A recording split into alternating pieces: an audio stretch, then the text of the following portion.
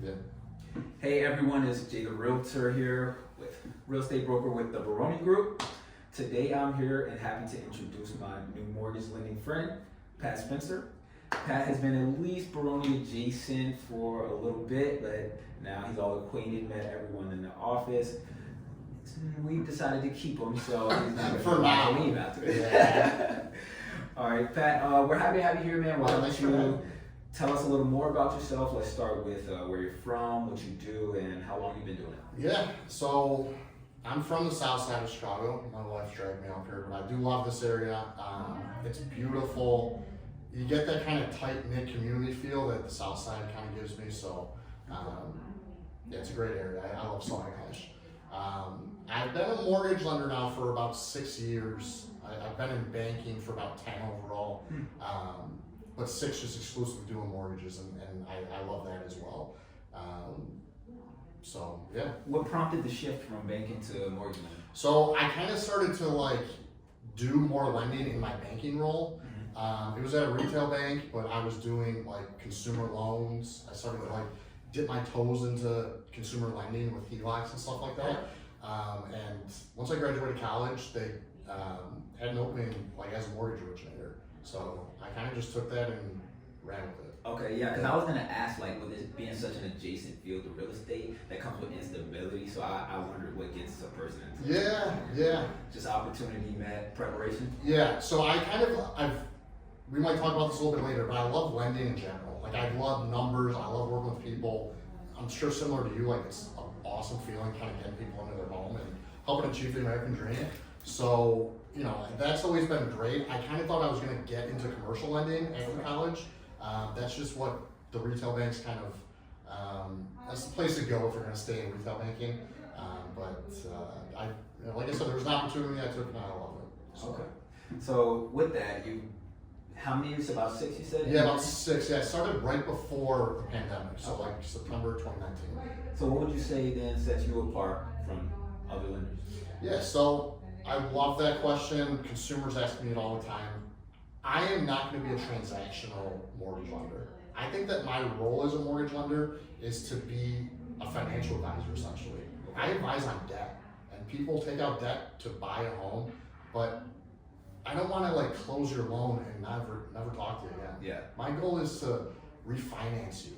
If you need to tap into equity, I'm going to help you do that. Yeah. Just set you up for the next 10, 20 years, because as we both know, homeownership is a great way to build wealth, and my job is to make sure that you're doing that. And again, we're not just going to close you and hey, you're stuck at this 7% interest rate. I'm going to call you as soon as rates come down. Yeah. If you're trying to buy an investment property, I'm going to help you do that. My goal is to really be a financial advisor. I can dig it. We meet a lot of people in this business. Not all of them are well. Some of them are not people first people. They got into the business for the business. That's 100%. And I can understand, there's money to be made, but me, I'm people first. Yeah. If I were a politician, I'd be a people policy politician, So I can You should be a politician, by the way. I can see you. I go for you. Dude, and it's funny because I posted something on Facebook or another, and I was like, I got a greater chance of being a senator than my mom and all her cousins and everyone. Well, I can see it. I agree. Oh my God, guys. That is awesome. Okay, so next question. Yeah. From a buyer's first call to a broker, where do you come into the transaction, and how do you help a deal go smoothly, say it were to not be so smooth? Yeah, so great question. Ideally, I'm going to be involved weeks before anyone even wants to put an offer in.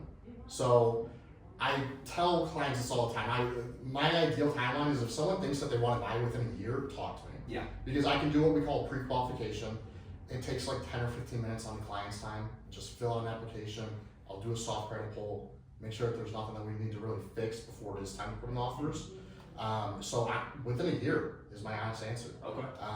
And again, the only kind of obligation is taking the time to fill out an application. Yeah. So that's not always the case, as we're probably both aware. Sometimes people call me and first conversation is, hey, I saw a house I love, I want to put an offer in. Yeah. So obviously sometimes that happens. It's not ideal for me, but I'm still happy to work with everyone. So would that make your transaction go faster though? No, absolutely not. No, it's so much faster if we do the pre-approval the right way. Okay. And so I mentioned that pre-qualification is within a year. I like to go through underwriting with my clients if they want to put in offers in the next 3 months. Okay. So underwriting is basically the person that's going to ultimately approve your loan. So they need to approve everything from your credit, your income, your assets, the property's appraisal, title insurance, the homeowner's insurance. They approve everything. My job, honestly, is to be a liaison between the borrower and the underwriter. Okay. So I go through underwriting during the pre-approval stage if someone comes to me within a couple of weeks of wanting to put an offer. So, And you do that in like at Leader One in house? 100%, yes, yeah. So I've been working with the same underwriters for about 4 years now, which is great. Trust. That's a lot of trust. Huge. So just being able to kind of have a comfort level with the underwriters, my back office, my processors, like the entire staff, it's another thing that I think sets me apart. Brokers, they don't really have that. I can broker, I don't like to broker. Yeah. I prefer to keep things in-house, especially for a purchase. It gives me so much more control over it. So, Yeah. But yeah, did that answer the question? 100%. Okay. 100%. All right, so let's get into the real meat and potatoes. They got to know you, you know. Yeah. They get our real estate content. They could definitely use some value on the lending side, you know, Yeah. understanding mortgages and what all that entails. So I'll start first with our folks who've never purchased a home. A lot of people my age, you know, I'm 23 years old. What are 1 or 2 down payment assistance programs available to us in 2025? Yeah, so it's gonna depend on where you're buying for the most part, I'd say. So there's what we call local down payment assistance programs, and those are the IDA programs for the most part, so Illinois Housing Development Association. So they have about 4 or 5 different programs. Sometimes they're not all available at the same time, so that's why, again, it's important to kind of come to me before you're looking to buy. You take a look at what's available and what makes the most sense. Some of them are gonna be grants, some of them are gonna be second loans that you kind of pay back monthly over time, and some of them are forgiven over time. So the local ones, like I mentioned, IDA, if you're buying like in Illinois, are definitely the most common. But then there's also national down payment assistance programs. The Genoa Fund is a really popular one, and that's, you know, somewhat similar to IDA. They're going to give you either like 3.5% or 5% as a usually second loan that you pay back monthly. Again, everyone's situation is going to be different. Mortgages are not a one-size-fits-all thing. Right. So that's where I look at everyone as an individual. I present options. I never tell people what they should. I tell people what they should do, but I never tell people what they have to do. Okay. So I like to present options, and then kind of take it from there. Okay. Yeah. But they are out there, lots of. 100%. Yeah. We talked about this recently. I don't think assets is the reason that someone isn't able to buy right now any longer. There's just so many programs out there that if someone can come to me and they have a couple $100 in their checking account, we can probably structure a loan to get them approved between the down payment assistance programs and a seller credit. Okay. So, Absolutely. and that's something that you would have to kind of set up as well. So it's really important for me to not only kind of work closely with the borrower, but I love to work closely with agents. Yeah. So, you know, if people are out there and just using like the Zillow agent or something, like you're at a disadvantage. Oh, God. Sorry, I didn't mean to say this anymore. I didn't mean to say that, but it's very important, I think, to work with like a great lender and a great realtor and a great attorney. Yeah. So, It's funny, I really didn't have the Zillow hatred before moving over to Compass, but I got to understand. now you see it. Yeah, I was like, yeah. So, okay. All right, let's move on to a bit of more experienced crowd. Maybe they purchased a home or 2 before. Yeah. What can they expect pertaining to rates in the next 2 to 24 weeks? all right, so here's what I'm going to say about that is anyone that tells you they know where rates are going to go is either a fortune teller or a liar. They're one of the two. So I cannot predict where rates are going to be even tomorrow. It's, as you might know, based on the bond market, it's going to go up and down on a daily basis. Now, that being said, there's, you know, factors that we can look at that can give us like a pretty good educated guess. Okay. So as we're doing this interview, the Fed cut rates. They cut rates 0.25% like within the last 45 minutes. Oh, So okay. that doesn't mean that mortgage rates are falling Right. 0.25% today, because that's what they cut. That's already been priced in. Everyone knew this rate was coming, so the mortgage industry priced loans accordingly. Now, what the Federal Reserve comes out and says after the rate cut is going to affect mortgage rates. Okay. So they're probably talking literally right now. Yeah. And that, you know, how they kind of Think the future is going to play out. That's going to affect what happens to rates today. So, to be honest with you, I think that we're going to eventually get back to the 4 to 5% interest rate range. Impossible to kind of give an exact timeline on that, but within the next few years, Okay.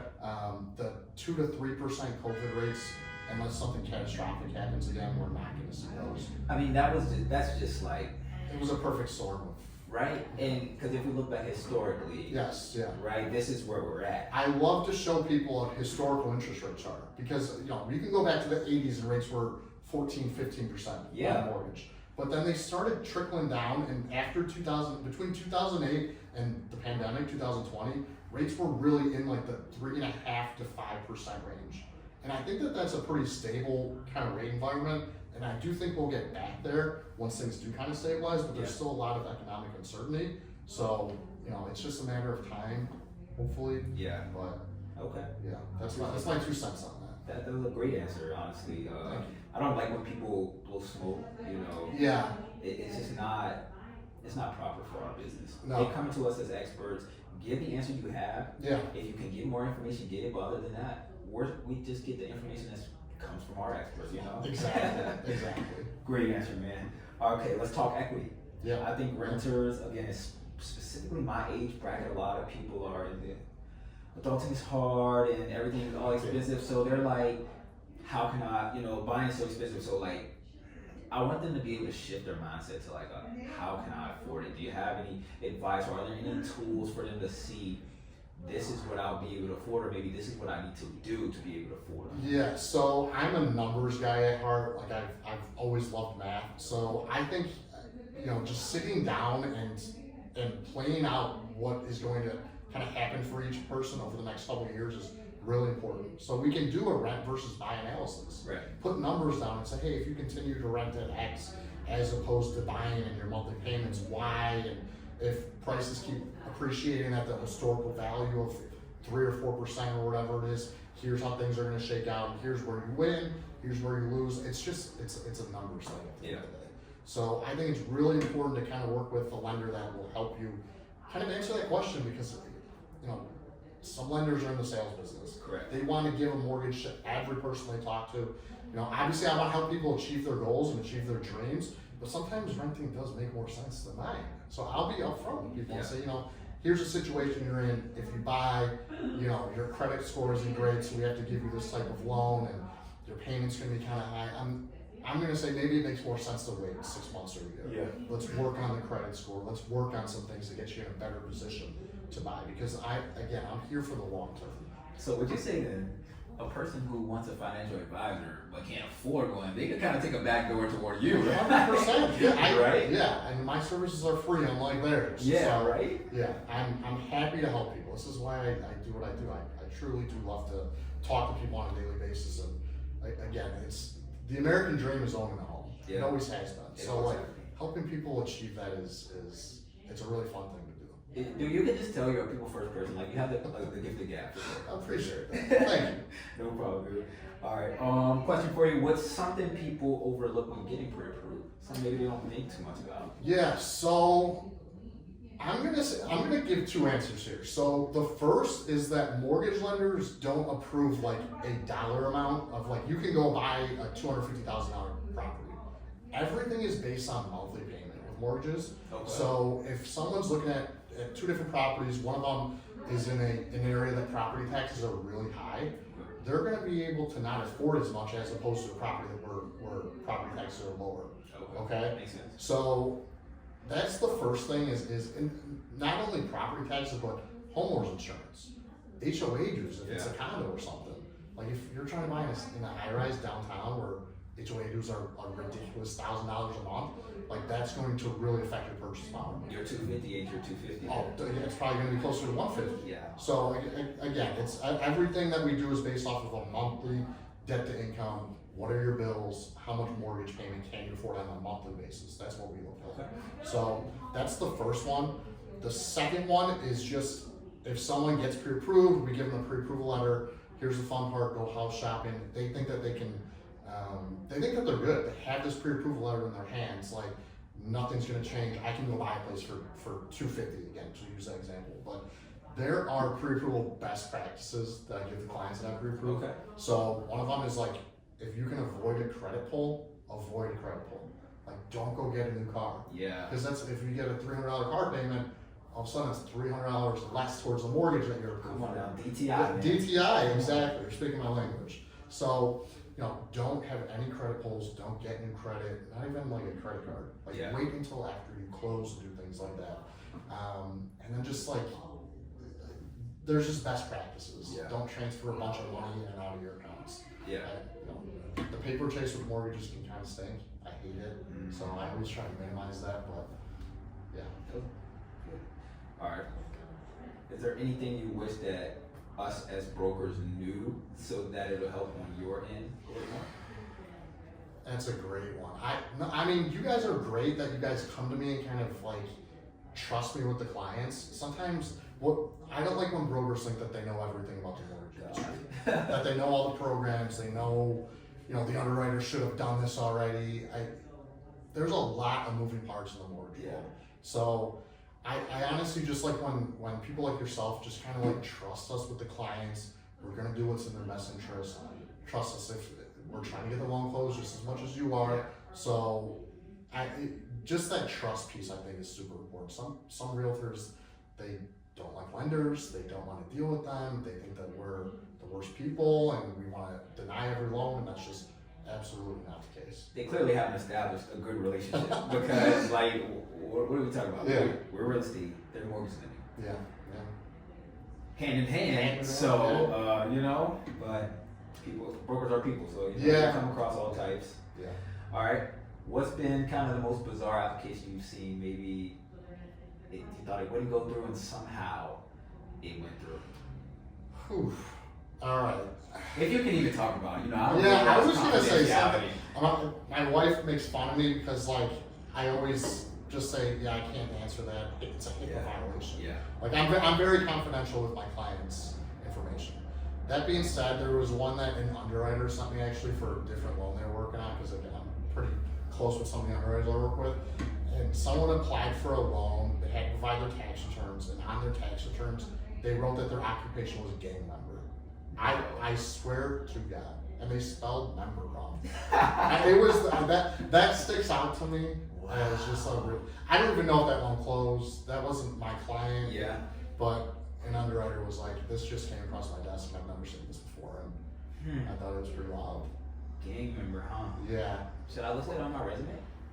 I would probably phrase it a little bit differently, like worked in a big network. And, phrase it a little bit differently, but yeah. That's hilarious. I was not expecting that. It was pretty bizarre. I wish you would have had him as a personal client, so I could have got more details. I kind of do too. I'll take all clients. Yeah. To be honest. Right? Yeah. If we can get you approved, let's do it. Okay, so yesterday we were talking a bit. You bought your home towards the end of 2023. Yep. And since then you've refinanced twice. Yes. Let me ask you why you did it, how you did it. Yeah, so we bought when rates were really high. We closed in the mid 7s. So rates have come down a good amount since then. What I always like to do for my clients is, there's fees to refinance first off. Like we might need another appraisal. We're gonna have to get title insurance again. Like there's usually ballparkish like $2,500 in fees to do a refinance. Now, that doesn't mean that the client needs to pay those fees, roll them into a loan. We can give a lender credit and pay every single fee associated with the refinance and still do a refinance and just basically save the client money. So I always like to do that no cost refinance. Is if we're lowering the rate like 0.5%, there's no downside to the borrower at that point. Like we're literally just gonna save you money on day one. So y'all just eat that? We don't eat it. So you can pay points to get a lower interest rate. Are you familiar with that concept a little bit? So a client, rates right now are in the low 6s, mid 6s. You can pay points to get a rate like in the 5s. Okay. People don't, I don't think it makes a lot of sense if rates are gonna keep coming down because there's a recoup period. It might take you 2 or 3 years to recoup those points on the monthly payment savings, right? So you can do the exact opposite of that. And let's say rates are 6.375 right now. Okay. The client can take a rate of like 6.5% and have the lender pay all the fees. Okay, it's kind of like the exact opposite of payment plans. So that's where you can't get a very low rate and pay no fees. That doesn't work. But you can take a slightly higher interest rate and again have the mortgage lender cover every fee that's associated with it. Well, that's So nice for the borrower. yeah, it's awesome. And like I said, we closed our second refinance literally last week, doing the same thing. Oh, yeah. Yeah, so we lowered the rate another 0.5%, and there was like if you look at the closing disclosure, it still lists every single fee, but it says lender paid, lender paid, lender paid, lender paid. And how would that benefit you guys long term as homeowners? So because you're paying less each month. Right. Like if the payment's gonna drop $200 a month, then you're doing it literally for free. Yeah. Without any fees being charged. Okay. That's just pure savings. I feel like there's a lot of people that would not know that part at all. I know. Our job as a mortgage lender is to advise our clients on that. So again, every client that I've closed, for the most part, is refinanced right now. Yeah. So, going back to transactional mortgage lenders, you can go to, you can go to Rocket, or you can go to like your credit union or things like that. Yeah. And they're probably gonna, give the same exact rate I do at the purchase and the same fees, but they're not going to do that follow-up that is super important. Yeah. That's saving clients money long-term. Yeah. So. Big companies like that, I mean, they just on to the next client, on to the next closing. Yeah, exactly. So. Like that. All right, my man. What is one green flag you see in clients who end up having an easy, smooth approval process? Yeah, I'm gonna say clients that ask questions. So going back to the pre-approval thing, sometimes I pre-approve people and they don't find a house for months. Yeah. But in that meantime, like I'm still gonna reach out to them, make sure, ask if they have any questions, anything I can help with. But when clients are proactive, I had someone reach out to me yesterday and say, hey, I know you said that one of your best practices is to not do this. Like, I have to do something kind of similar. Like, how should I try to do that? And again, they had to kind of move money around for something. I said, thank you so much for reaching out. Here's what I would do if I were in your shoes. This is going to make it easiest on the mortgage that we ultimately approved for. So just clients that are really proactive and again, just like I'm here to help you. Yeah. So like, don't like try to hide stuff from me. Like it's gonna pop up. Right. We have to get a bunch of documents and stuff. So like, just be really kind of transparent with me. I'm gonna tell you the best way to kind of do things. I think, and that's a big reason. Like once we were talking, I was like, okay, we gotta get in because I feel as if more people knew, all right, this mortgage lender is more my friend than anybody else in this transaction. Yes, yeah, exactly. That you'll be their friend for months before helping them get ready. 100%. And I can see why people would be kind of like scared of like, I don't want them to know about this. I'm going to try to hide it. But like, again, maybe try to hide it from an underwriter. Or try to fix it themselves. Yes, yeah. And not know really good financial practices, whereas you exactly been in banking, been in mortgage lending. I've been doing this for a while, so I'm going to tell you how to do it the right way. Yeah. So. Yeah, I'm sure they could appreciate that. Yeah. We'll definitely let them know that. Okay. How should someone decide how much house they can afford, not actually what they're approved for? That going back to like pre-approval and pre-qualification? Yes, 100%. So go through the full pre-approval process, I'd say. A pre-qualification, going back to what we were talking about, is kind of like stated income, stated assets. I don't need to ask for pay stubs, bank statements, W-2s, tax returns during a pre-qualification. Now, for pre-approval, I do need to get those documents. So it's so much better to give it to me, let my underwriter calculate exactly how much income there's going to be that we can use on this loan. I can tell you like to the penny, like what your max mortgage amount, what on a monthly basis should be. So again, if property taxes are, we like to use like a percentage. So I usually say like 1.5% in Illinois. Okay. Like I'm gonna ballpark a lot of these figures. So here's where we should try to be on a purchase price. But send me properties that you're interested in. I'll make sure this is within your budget. But and going back to just people's budget in general, I tell people all the time what I can approve them for and what they're comfortable paying are very likely two different numbers. So mortgages, when we calculate debt to income, we use gross income. So we look like before taxes, we look before any sort of bill that doesn't show up on credit, so like groceries, your cell phone bill, like things that are like real expenses in people's lives, don't get factored into the debt to income ratio. Which is We important. only look at credit report stuff. Okay. So, I think that like we can go up to 50% debt to income for conventional loans, even higher for FHA.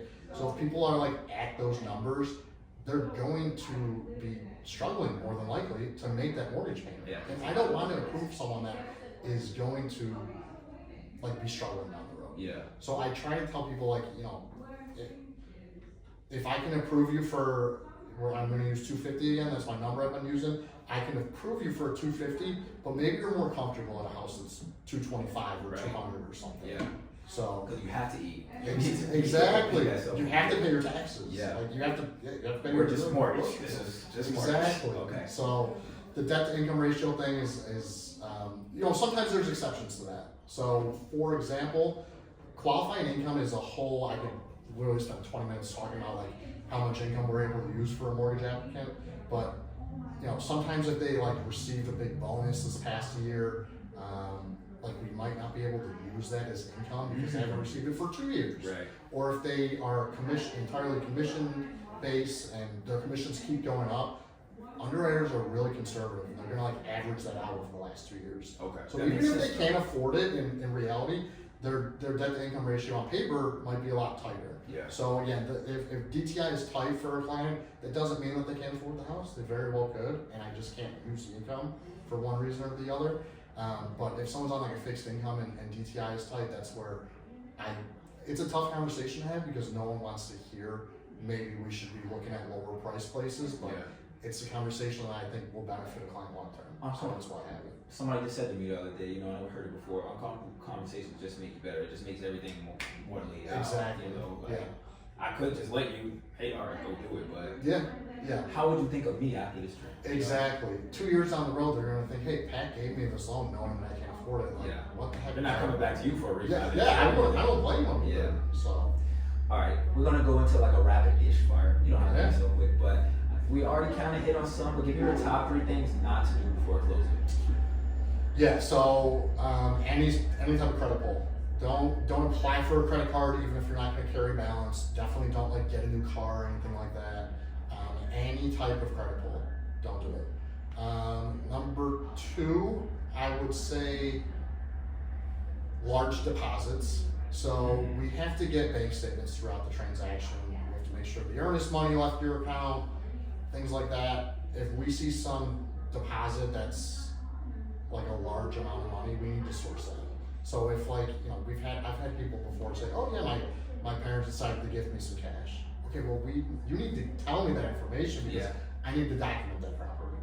And again, going back to like, just be honest with me and I'll make sure that there's no kind of bumps in the road. So just avoid large deposits without talking to me first about that. The third one, I mean, this kind of should go without saying, but don't switch jobs. Yeah. I haven't had that happen to me, thank God, but I've talked to other lenders where, you know, their client thinks it's not a big deal because they're making more money or something, but like that, just because of how we use income and the guidelines for qualifying income, it can destroy it. That's a technical instability, right? Like, Exactly. You just got the job. Yeah. What if you get let go in 2 weeks or something? Yeah, exactly. Yeah. So, I you can know, see that. it's just don't change jobs. Do all that stuff literally the day after you close. Yeah, right. Like literally the day after you close, go get your credit pulled, go buy a Ferrari for all I care. You know. That's what I hear. Yeah. You know, it's easier to get a car with a house Yeah. as opposed to a house and a car. Yeah. I wanted to hit on so I'm making it not rapid, right? I wanted to go back to the second thing you had listed. So with large deposits and whatnot, how would you source it? Let's say, like, are you just looking through them? And let's say you saw a $20,000 deposit in there, and I didn't tell you, hey, my granny just gave me this. Yeah. What are you thinking? What are you looking at? Like, what's your thoughts when you going through that? Yeah. So I don't like surprises like that. So the first thing, I'm gonna talk to the client. I'm like, hey, like we just reviewed the bank statement. There's a $20,000 deposit. Can you tell me more about it? Yeah. Like, and again, be honest with me. If they say it was money that was under the mattress, like I can't use that towards this transaction. Like we need to source that this came from like an eligible donor, or we have to source it. Now again, maybe someone just went to the slots and they won 20 grand. That's awesome. I need to source that. I need to see the check that came from the casino. Yeah. So again, I'm going to try to get as much information as I can from the client first, and then I'm going to work on, okay, if we need this money for the closing, how are we going to source it? I'm going to need you to give me X, Y, Z. So again, mortgages can be a little bit of a paper chase. I hate that part of it, but it comes with the territory. Yeah. So then it just turns into first gathering the information and then figure out what we need to do to properly use it. Okay. And sometimes if it, Granny can give you money. She can give you money as a family member, but your friend down the street can't. He's not an eligible donor for a gift on a mortgage transaction. Okay. So besides family, are there any other eligible donors? So I probably have to look at the guideline, but it's pretty much exclusively family. And it makes sense. And I believe it needs to be like a direct family member, like it can't be a cousin sort of deal. What? I'm not positive on that. My first cousin like my brother. So there are situations where like if we can explain that there's like a very close knit relationship. So like even like a fiance or like long-term girlfriend, like sometimes can give. Okay. Mortgages there's a lot of gray area. Yeah. So again, that's why it's important to go through underwriting up front. Yeah. It turns the grayness into black and white. Yeah. So, yeah. Okay. And if I don't know the answer to something like this, I'm either going to look up the guideline myself or I'm going to go to my underwriter and say, here's the situation. Are we allowed to do this? Yeah. If not, we'll work on plan B. Yeah. I go to my expert goes to his expert. Exactly. That's how it Yeah. works, man. Okay, so with that, have you ever had any like shady all cash kind of application? I've actually had a client who said that they receive like half of their monthly check in cash and it doesn't get reported. So Waiter or waitress kind of deal? Yes, exactly, waitress. So, and it turns into a situation where it's, okay, that's good for you, if, whatever, but do you report this income on your tax returns? If the answer is no, I can't use that. Yeah. Like even if you deposit into your bank every time, same amount of money on a weekly basis or whatever it is, I can't use that for a conventional mortgage. Right. Now there's other mortgage types that, a bank saving loan where I can use just any sort of deposit, but for a conventional loan, that's not income to me. Right. So, I hear that. that's gonna affect again purchasing power. So that's probably the most shady. I'm pretty sure it's probably pretty relevant in the waitressing kind of industry, but I had that one come up. All right, let's talk credit. What I can do to improve my credit prior, right? Like, how can a first-time home buyer, without doing too much, this and that, kind of, improve their credit score? Yeah. So this is my biased answer, but it's just work with me. So I mentioned the timeline. If we're a year away, let me do a soft credit pull. And if scores need to be improved, I can tell you exactly how we can improve them. So and if I can't, there's sometimes clients' credit needs some major repair. There's credit repair companies that will work with clients. So I can refer you to like a few if you need major repair. If it's something that is, hey, if you pay down this credit card balance like a couple $100, your scores jump 40 points. I have access to something called a what if simulator. And it'll show me what your exact credit scores are now, what the balances are, and if I can play around with it. And I say, if we make the balance of this credit card from $1,000 to $500, what happens to the credit score? If it jumps, That's nice. yes. And it'll show me basically the least amount of money to get to a certain credit score. So I can say, we're gonna spend $1,000 paying down credit cards, but we're gonna kind of spread it out a little bit. Okay. So pay down this credit card this much, pay down this one this much, and then show me proof of it, because everything goes back to the documentation. Right. And I can go directly to the credit bureaus and do what we call a rapid rescore, and they will 99 times out of 100. Sometimes it doesn't always work, but it's pretty good. The score will improve to what it said it would. Wow, now that one I did not. That's a nifty Rapid one. okay. Yeah. Okay. Maybe I have to get with you. Yeah, and that's why it's important. I love talking about this kind of stuff. Yeah. So like I can tell. people don't know what they don't know, and clients have no idea that works at the time, but it's something that I do with. Even if it's an example of like getting someone from like a 700 credit score, which is really good, to like a 780, like your interest rate is gonna be better. Yeah. If you're putting down 10%, your PMI is gonna be a lot better. Yeah. So like if we can do that with a minimal amount of money, or like you already pay off your credit cards on a monthly basis, but it just is like lagging and reporting, like we'll do that for a client just to improve their rate. Basically. Right. So it's not always a situation of like getting someone with a 500 up to a 620 and get them a conventional loan. It could be, let's get you a better interest rate by paying off this credit card that's got $100 balance. Yeah. So. Dude, that's pretty cool. I know.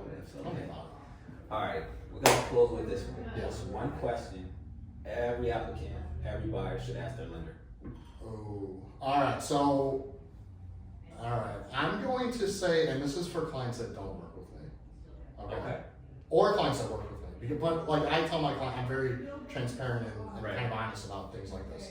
But like if someone is working with a lender and all they get quoted is an interest rate, that is a huge red flag. Yeah. Okay. So going back to that conversation we had about pain points and like a lender credit and stuff like that, like I almost always like, I always quote interest rate with fees and points and everything like that, so they have an idea of like what they're actually getting. But if the market is at 6.25 right now, I can quote 5.75. I can quote 0.5% lower, but they're paying 2 points to get that rate. Right. So, And if that's not disclosed up front, it's just a way for lenders to try to like hide the fact that they're charging a lot in fees to a client. they're giving you what you asked for, Yes. not what you need. Exactly. So it's, you know, again, transparency is huge with me. Yeah. I want to make sure that people know what they're signing up for, and if you only get quoted an interest rate, you have to ask your lender, am I paying points for this? Yeah, like why? And sometimes I've heard of some shady lending stories. Yeah. For sure. I'm sure we all have. I've the one that sticks out to me is a borrower that the lender quoted a rate and that there were no points, but then the entire broker commission, the lender commission was like $15,000 that they just like put on there as a fee, but didn't say, oh yeah, we're charging, and it was a big loan amount, so it was 3 points or something like that, something very large, but it wasn't technically points, it was broker commission. Yeah. And it's just, again, like lenders can play games, so get documentation, get a loan estimate, get things that are like official. Don't just say, yeah, my lender said we're gonna do this rate. That's just not enough information. How should a consumer, and it's just peaked on me, how should a consumer kind of combat that? Like, if they were in that situation, who do they then go to and say, hey, this looks kind of fishy, this sounds kind of fishy, too good to be true? So it's good to shop lenders. Like here's a kind of like dirty little secret about the lending industry is we all have access to like the same products, the same rates for the most part, because the government ends up buying all these loans back.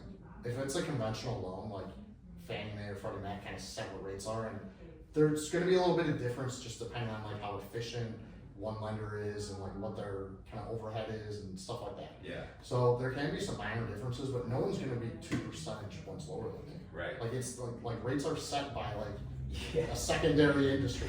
Like the rates are the rate. So, you know, it's good to shop around. There's a document called a loan estimate that everyone has to get once they're under contract when they apply for a loan. So it's a very standardized document. It's going to show, I tell people it's the best summary of the loan as a whole. So it's going to show interest rate, what type of loan it is, what we think the property tax is, homeowner insurance, every single closing cost is. It's a big document, a lot of detail on that. Get multiple loan estimates if you have to. So again, I can't give someone a loan estimate before I have like a property address, usually like a contract and stuff like that. Okay. But once you are under contract, if you think that your lender is not like doing a good job, like don't be afraid to shop them. Yeah. Try to get a loan estimate from someone else, and you know sometimes someone will bring me a loan estimate and say that's a great one. Maybe I can beat it by an 8, maybe I can't, but you know if you're closing in a week, it's not worth delaying your closing and trying to switch one. Yeah, like congrats on your new home. Yeah. Call me when it's time to refinance, or I'll call you. I'll put you on my rate watch list. But so just you know, get that loan estimate and Cool. Well, we appreciate your time. We met with a transparent, great guy. Where can the people reach you at? So I'm sure you guys are gonna tag my socials and stuff, but I just call my cell phone, shoot me a text, 773-620-9887. Yeah, there we go. Yeah, honestly, I'm a cell phone guy, so that's always the best way. Appreciate your time. Of course, and thanks for having me. Let's go. If you found this video helpful, leave us a like and be sure to follow for more real estate content.